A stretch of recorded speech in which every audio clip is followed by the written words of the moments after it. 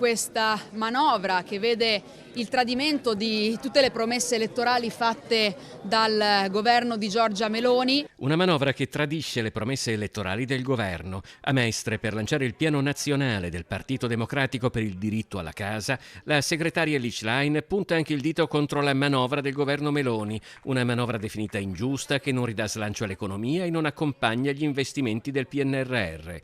Il Partito Democratico, afferma, si schiera a difesa della sanità pubblica dai tagli che diminuiscono i servizi e allungano le liste d'attesa. Chi ha un portafoglio ben gonfio riesce a saltare le liste e andare dal privato, ma chi non ha questa possibilità sta rinunciando a curarsi. E noi pensiamo ad un sistema sanitario nazionale che è fatto invece su misura dei bisogni delle persone che da sole non ce la fanno a curarsi. Il tema dei salari, il tema del salario minimo che tornerà presto in aula grazie proprio all'impegno delle opposizioni che si sono unite su una proposta unitaria. Stiamo insistendo su misure che possano aiutare le famiglie che hanno visto eroso il proprio potere d'acquisto in questi anni per effetto della crisi energetica, in questi mesi per effetto dell'alta inflazione.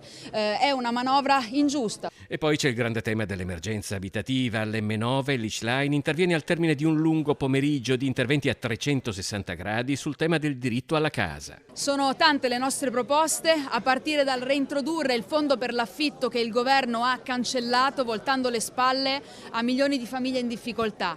Proponiamo una regolazione degli affitti brevi perché in troppe città sta aumentando questo fenomeno, il prezzo degli affitti a livelli che diventano inaccessibili per le persone, e naturalmente proponiamo grandi investimenti sulle case popolari e sull'edilizia scolastica. Sono tutti punti fondamentali per un piano della casa che manca da troppo tempo, dall'epoca di Fanfani a questo Paese, e per il Partito Democratico è una priorità.